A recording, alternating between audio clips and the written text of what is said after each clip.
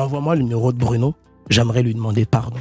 Parce qu'il y a quelques années, je l'avais insulté. Qu'est-ce qui traverse dans sa vie à ce moment-là pour être dans cet état-là de colère? C'était sur le morceau So Hardcore Remix de Stomy Bugsy. Waouh! Où t'avais une voix d'outre-tombe venue de nulle part. Ah, tu me donnes une belle opportunité là. Et tu sais très bien de quoi je vais te parler. Ah, je pense savoir de monsieur... Bruno Bozir. Que tu insultes dans ce morceau. Stomy Bugsy, j'ai un peu de temps. Ouais, t'as du temps, ouais. Stomy Bugsy sort un morceau qui s'appelle Hardcore. Moi, tu sais à quel point j'aime le rap. Ouais. J'écoute ce morceau. Et moi, je dis à Stomy Bugsy, donne-moi ce morceau, donne-moi un budget et je vais te faire un remix, mais une tuerie. On est en 2007. À la fin du morceau, c'était la période où Doc Gynéco était en lien, en contact avec le président de cette époque-là, monsieur Nicolas Sarkozy. Et du coup, on avait reçu un peu cette situation-là comme une espèce de trahison. Et du coup, à la fin du morceau, quand je parle, je vais dire... j'ai pas envie de le répéter là pour ne vraiment pas gêner les gens qui nous écoutent. Et puis surtout, c'est pas beau et c'est quelque chose que je regrette. Et je l'insulte, Bruno Bozir. Donc, connu sous le nom de Doc Gynéco. Donc c'est la jeunesse, c'est l'époque et tout. Voilà, tu nous as trahis. Le rap que nous on fait, il a rien à voir avec le rap des gens comme toi qui trahissent entre guillemets le code. Figure-toi, Mouloud, c'est très sincère, c'est vraiment énorme ce que tu me fais. Tu m'offres là comme occasion. Il y a un an, sur mon Instagram, je reçois un message privé d'un mec qui m'envoie ce morceau-là. Il me dit, wow, je me souviens, Mystique, ce morceau, il était lourd, frère. Ah ouais, gros, ça, c'est le rap qu'on aime. Or, depuis ça, moi, j'ai eu le temps d'évoluer dans ma vie, de traverser tous les mois possibles pour enfin me trouver. Je regarde ce message et je montre à mon épouse. Je dis, tu connais pas cette histoire. Je lui raconte l'histoire. Je lui dis, waouh, j'ai honte. J'appelle Stomy. Je dis à Stomy, envoie-moi le numéro de Bruno. J'aimerais lui demander pardon. Parce qu'il y a quelques années, je l'avais insulté. Stomy me dit, mais t'es un ouf, Mystique. Ça s'est passé en 2007, on est en 2021. Je dis, frère, j'aimerais, si demain je dois fermer mes yeux, j'aimerais pouvoir dire à ce monsieur pardon. Stomy me donne son numéro, j'appelle, et ça répond pas. Ça sonne. J'ai dû l'appeler une trentaine de fois. Et il y a à peine une semaine, il y a quelqu'un d'autre qui m'a reparlé de Doc Gynéco. Du coup, merci de me poser cette question. J'espère que quelqu'un lui fera passer ce message. Bruno, on n'est pas amis. On a dû se croiser une ou deux fois parce que nous étions tous les deux proches. Du coup, toi Sectora et moi proches Sectora par rapport à Bisso Nabisso. Je te demande pardon. J'ai sali par ma bouche, j'ai sali le nom de ta famille, au-delà de ta personne. Donc pour toutes les personnes qui écouteront ce morceau, écoutez ce morceau en ayant conscience qu'aujourd'hui, Mouloud Achour m'a donné la possibilité de dire pardon à Doc Gynéco. Pourquoi tu t'es à lui dire pardon? Parce que je pense que le pardon, c'est un cadeau qu'on se fait déjà à soi-même. Et puis surtout, je pense aussi que grandir, c'est prendre conscience à un moment donné que les choses ne sont pas monolithiques comme ça. Et qu'il y a une vision du rap et qu'on ait plusieurs sensibilités traversées par cette musique et on peut la faire de la manière qu'on veut. En réalité, Doc Gynéco a beaucoup apporté pour le rap français. L'acte qui va poser, cet acte politique que lui pose à ce moment-là, en réalité, je prends conscience, moi, en grandissant, en fait, c'est sa liberté. Et sa liberté, elle est sacrée. Et c'est son droit. Les incointances qu'il pouvait avoir avec le président de l'époque sont les siennes. Et moi, j'ai regardé cette situation-là à partir du milieu de l'écosystème rap et j'ai apposé sur lui un avis. Moi, j'ai aussi posé des avis politiques, même si je fais pas de la politique politicienne tout au long de mon parcours artistique. Personne m'a insulté. Il y aurait pu avoir des gens qui pensaient peut-être le contraire de ce que j'ai pu poser, comme tu as parlé tout à l'heure des 11 minutes 30 contre les lois racistes, tu as parlé tout à l'heure on aurait pu parler aussi des 16 minutes 30 contre la censure, de la sédition. J'ai émis des avis politiques. On m'a pas insulté pour autant. Donc je pense que grandir, c'est ça. C'est un cadeau qu'on se fait à soi-même. Et puis surtout, j'ai la possibilité de pouvoir le dire. Je l'ai appelé au moins une trentaine de fois. Réponds, Bruno. Donc voilà. J'espère qu'il recevra en tout cas ce message de la manière la plus... la meilleure possible. En tout cas, les dernières nouvelles que j'ai eues de Doc Gynéco, c'est, figure-toi, qu'il travaille avec Rockin' Squat. J'ai vu une photo il y a quelques jours. Eh ben, c'est magnifique. Tu vois, comme quoi, t'as vu comme quoi notre culture, comment elle fait naître des situations parfois inattendues. Incroyable. Collaboration incroyable. À l'ancienne, à cette époque-là, dire qu'un rappeur était commercial, c'était le condamner. Aujourd'hui, c'est l'encensé. Très tôt, effectivement, dans mon histoire, moi, je vais avoir un grand succès avec le morceau qui est Le Fruit défendu. Pour moi, c'est l'un des morceaux les plus hardcore du rap français. Et j'aurais voulu ne pas l'écrire. Tu vois, ça décrit une réalité où moi j'ai vécu quelque chose où on m'accepte pas dans une famille. Raconte-moi la jeunesse de ce morceau. Parce que c'est aujourd'hui encore, 20 ans plus tard, un des morceaux français, de rap français qui touche le plus de monde. J'en suis très honoré. J'en suis très honoré. D'ailleurs, dernièrement, il y a eu encore une artiste assez jeune qui a repris, qui a mis ça en l'honneur. Je lui souhaite une très très belle carrière. Et puis, écoute, ça c'est une histoire vraie. Je suis au collège, je suis amoureux d'une fille. Et puis, non, on est amis au départ. Et puis, arrivé au lycée, ben cette histoire d'amitié se transforme en quelque chose de plutôt sentiment amoureux. Et puis, il y a beaucoup de gens dans le quartier qui nous connaissent, qui connaissent cette histoire-là. J'essaie de mettre des mots avec beaucoup de pudeur parce que elle est mariée aujourd'hui, elle a une famille, elle a des enfants, donc je souhaite plein de bonnes choses à elle et à sa famille. Donc c'est pour ça que je fais attention un peu aux mots que j'utilise pour ne pas froisser, parce que c'est important. Mais en tout cas, arrivé au lycée, cette histoire se transforme en sentiment amoureux. Et puis, je vais vite comprendre que dans sa famille, on veut pas de moi, parce que je suis noir. Et il y a des gens dans mon quartier qui vont commencer aussi à me tourner le dos quand j'arrive dans certains endroits parce que je suis noir. C'est comme si c'était ce noir qui vient arracher une fille de notre communauté. Et ça a été difficile parce que les jeunes que nous étions simplement amoureux au-delà de l'épiderme. On n'était pas du tout dans ces considérations-là. Et j'étais en train de faire un album et puis mon label, Cercle Rouge à l'époque, les compositeurs c'était White Spirit, ils faisaient des musiques et moi j'arrivais en studio en fonction des textes que j'avais. Je choisissais la musique. Et là arrive un morceau avec cette belle mélodie, je sais pas du tout ce que c'est, et je me dis que cette mélodie-là, ce texte, cette note-là, irait bien avec un texte que j'ai. On essaie, je pose mes voix, puis je leur dis, je parle moi de mon histoire, ça serait bien qu'il y ait une fille qui vienne répondre un peu à ce que je raconte. Et là c'est Karine qui arrive. Et là c'est eux qui me parlent de Karine, la suite de l'histoire, on la connaît, tu vois. Mais moi j'ai envie de revenir vraiment sur le fond du morceau, sur ce mal qu'il y a, ce racisme qu'il y a dans nos communautés. Parce que on peut grandir ensemble, mais ce morceau, Le Fruit défendu, on voit que toi, t'es tombé de très très haut en disant mais moi je pensais qu'on était tous ensemble, quelle que soit notre origine, notre couleur, et tout d'un coup vous me ramenez à une condition alors qu'on se disait on est frères, on est tous ensemble. C'est exactement ça. Et que tout d'un coup il n'y a plus rien qui existe. C'est exactement ça. Et tu tombes de haut et ça fait mal. Et en même temps, il y a aussi, voilà, j'ai à peine 19 ans, je pense, tu vois, et il y a aussi les codes du quartier. Donc, faut tenir une certaine attitude.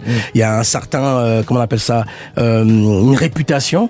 Et en même temps que moi, de l'autre côté, mon histoire de rap grandit. Il y a cette histoire-là que je vis qui arrive. Ça a été très difficile parce que les gens qui partagent mon quotidien dénonce ce racisme-là. Et tu te rends compte que 20 ans plus tard, on est encore dedans. On est malheureusement encore la négrophobie, quelle que soit notre origine. C'est une histoire de négrophobie, ce morceau. C'est une histoire de négrophobie, c'est une histoire aussi de différence, en fait. Je pense que moi, je suis né au Congo, je suis arrivé en France, j'avais 10 ans. On m'a appris, peut-être à l'école ou dans la vie, que en fait, il fallait qu'on était tous pareils, tu vois. Du haut de mes 43 ans, je pense que c'est pas vrai, on n'est pas tous pareils. Il faut apprendre très tôt aux gens à accepter les différences des autres. Et c'est ce travail-là qu'on devrait faire, en fait. Parce que le fait de dire on est tous pareils, on crée un tiroir dans lequel on enferme tout le monde et il n'y a plus de particularisme. Mais il y avait une idéologie derrière ça aussi. Derrière le morceau? Non, derrière le fait de nous faire croire qu'on est tous pareils. Certainement. C'était une manière aussi de nous écarter de position, nous écarter de réflexion, d'autodétermination. Totalement. C'est la mentalité des SOS racisme, d'une certaine gauche. On est en plein dedans. Ouais. On est en plein dedans. Et ça prend du temps, tu vois, ça prend du temps pour comprendre certaines choses. Et puis là, moi, l'artiste que j'étais, le jeune que j'étais, l'homme que je suis, analyse les choses avec mon prisme poétique, on va dire. Tu vois. Mais on est en plein dans ces questions-là, oui. Et ce qui est dingue, c'est qu'un morceau qui a été un des plus grands tubes est encore aujourd'hui un des morceaux, comme tu le dis, les plus hardcore et les plus politiques. Et surtout, les témoignages. Et les plus universels. Et en fait, tu sais, il est universel parce qu'en réalité, même on va jouer ce morceau au fin fond du Congo ou au fin fond du Mozambique, il aura un impact. Parce qu'en fait, tout ce qui part du cœur, et que si c'est sincère, ça touche l'universel. Il y a eu des moments où c'était compliqué pour moi, en fait, parce que je fais partie de cette culture. On a des choses à dire qui nous semblent importantes, intéressantes. Et puis de l'autre côté, il y a ce succès inattendu qui arrive et on découvre tout avec ça, les interviews, les radios, les plateaux télé. En même temps qu'on découvre tout ça, on découvre aussi, à titre personnel, je découvre aussi la dureté de mon propre milieu. C'est-à-dire, on va me coller aussi cette étiquette d'artiste commercial. Alors que tout ce qu'on est en train de faire, c'est justement commercial. Mais moi, tu sais, à l'époque, je vais te faire une confidence, je travaillais dans un journal de rap. Ouais.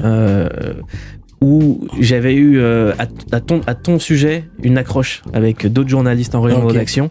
C'était au moment où tu venais de vous faire Le Fruit Défendu, il y avait une réédition de l'album qui était prévue. C'est ça, avec 4 titres, je crois. Et je disais, il faut faire un gros truc sur Mystique. Et eux me disent, mais Mystique c'est commercial. Et là je voyais en face de moi 5-6 personnes qui avaient fait des écoles de journalisme alors que moi non. Toi qui venais du 77 et moi de pas très loin dans le 93. Et je me dis, vous vous rendez pas compte le parcours du mec? C'est ces parcours-là qu'il faut raconter. C'est pas vos histoires à vous qui vont juger ses histoires à lui. Et c'est pas pour rien que 20 ans plus tard, on se retrouve. Et ça fait plaisir. C'est pas pour rien que 20 ans plus tard, on se retrouve. Alors, merci beaucoup. Mais je te dis, j'en ai souffert de ça, tu vois, cette étiquette-là. Donc, en fait, c'est une vie parfois à arracher les étiquettes. Mais au final, en vrai, en restant authentique, en restant soi-même. Mais qui les met, ces étiquettes, en fait? Qui a intérêt à te disqualifier, en fait? Parce que moi, c'est comme ça que je vois les choses. C'est souvent, j'ai l'impression que les quartiers, c'est ceux qui en viennent le moins, qui en parlent le plus. Bah parce qu'il y a un fantasme aussi. Il y a des gens qui regardent les choses avec à partir des yeux de leur fantasme. Et nous, on faisait que raconter ce que nous étions. Il y a Mystique et la carrière d'artiste, mais il y a également Ghislain. Mystique laisse la place à Ghislain et Ghislain est incarcéré. Erreur de parcours, des choses qui peuvent arriver malheureusement. Je suis en train d'écrire là-dessus. J'ai publié 4 recueils de poésie d'une rare authenticité. Et là, je suis en train d'écrire mon premier roman qui va s'appeler Triple Peine, où je raconte cette histoire. Il y a un pote avec qui je vais avoir un différend et qui va m'accuser de séquestration et enlèvement. Je me retrouve en fait incarcéré au Beaumet pour cette histoire et je prends 4 ans à la barre. Finalement, sur les 4 ans, je vais faire 2 ans. Sur les 2 ans, je vais faire 1 an plein et je ressortirai avec 8 mois de bracelet. Pendant ce séjour, je vais passer mon diplôme de formateur en atelier d'écriture. Je vais faire énormément de choses et puis j'ai tenté de retirer cette histoire, faire une requête pour retirer cette histoire de mon casier. Finalement, en discutant avec mon épouse et puis en voyant aussi comment les jeunes pouvaient fantasmer sur la vie carcérale, je me suis dit, je vais laisser ça. Comme ça, à travers mes ateliers d'écriture, je vais pouvoir aussi témoigner de cette histoire et témoigner aussi que par moment, on peut se retrouver dans des histoires un peu compliquées, mais ce qui compte, c'est la manière de se relever, en fait. Voilà. Est-ce que tu penses que ce mot deuxième chance, on y croit quand on est à l'intérieur? Les choses ne sont pas faites comme elles devraient être faites, à mon sens, pour qu'on parle vraiment de réinsertion, par exemple. Il commence à y avoir des gens qui œuvrent depuis une dizaine d'années. Tu vois, des gens comme Berthe, à qui je passe les salutations, tu vois, qui fait beaucoup de choses, tu vois, dans le milieu carcéral. Moi-même, j'en ai fait énormément en région parisienne, dans le sud de la France.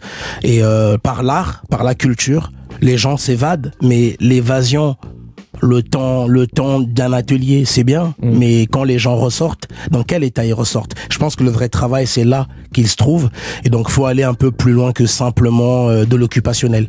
C'est exactement ce que j'allais te poser comme question, c'est quand on rentre, est-ce qu'on est meilleur en sortant ou pire en prison? Tout dépend de pourquoi on est rentré, tout dépend de son histoire personnelle. Moi, en ce qui me concerne, j'arrive au Beaumet, je suis un rappeur de la région parisienne et je me retrouve dans le sud de la France, à Marseille, au Beaumet, rappeur de Paris, OM, PSG, tu vois, les choses que tu connais. Moi, le foot, j'aime regarder, j'aime jouer avec des potes, mais les histoires de club, je suis pas du tout là-dedans. Et tout de suite, parce que j'ai été vrai depuis le début dans ma musique, il y a aussi une certaine considération qui s'installe et je vais avoir une certaine manière de vivre ma peine. Mais c'est vraiment une démarche personnelle de est-ce qu'on y rentre, est-ce qu'on y ressort plus positif ou pas. C'est vraiment une démarche très personnelle. Moi, j'ai réussi en tout cas à profiter de ce temps-là pour faire un travail d'introspection qui était nécessaire à ce moment-là, parce que j'ai vécu un drame personnel très compliqué et ce séjour m'a permis de faire ça, et ça m'a même ramené en sortant chez des gens comme Michel Onfray, des gens comme Catherine Camus qui m'a reçu tu vois à Aix, chez elle à Lourmarin par exemple. Aujourd'hui, c'est quoi ton métier? Aujourd'hui, je fais de l'art thérapie. Alors, c'est quoi l'art thérapie? Alors, moi, je suis formateur en atelier d'écriture. Ce que je fais, c'est de l'art thérapie, mais j'ai pas le diplôme d'art thérapeute. Voilà, après les diplômes, tu sais, des fois, tu vois. Mais ce que je fais depuis une vingtaine d'années, après avoir été nominé en Afrique du Sud, meilleur groupe, Abisso Nabisso, meilleur clip par Nelson Mandela, j'ai pris conscience, comme je te disais, de l'importance d'écrire, et j'ai décidé de transmettre à mon tour, de donner à mon tour l'opportunité à d'autres de se raconter, d'avoir conscience de ce qu'ils sont à travers l'écriture. Donc, je travaille sur des axes tels que la valorisation de soi, l'estime de soi, la confiance en soi, et en ce moment, l'un de mes axes principaux, c'est surtout le harcèlement scolaire. Je travaille beaucoup là-dessus. La violence faite aux femmes, je travaille beaucoup là-dessus. Mon atelier est adapté en fait à tout public à partir de 8 ans. J'interviens dans des collèges, des lycées, des maisons de retraite, dans des centres éducatifs fermés, dans des instituts thérapeutiques, éducatifs et psychologiques. J'ai travaillé à l'école normale sup. On fait appel à moi parfois pour intervenir dans des entreprises, pour la cohésion des équipes. On traverse une crise qui dure. Et je pense malheureusement qu'on n'a pas fini de comptabiliser les dégâts de cette crise. Et il y a des gens au Luxembourg, en Afrique, un peu partout en France qui font appel à moi. J'ai commencé aussi à mener des ateliers en fait par visio. C'est vraiment permettre aux gens d'être bien.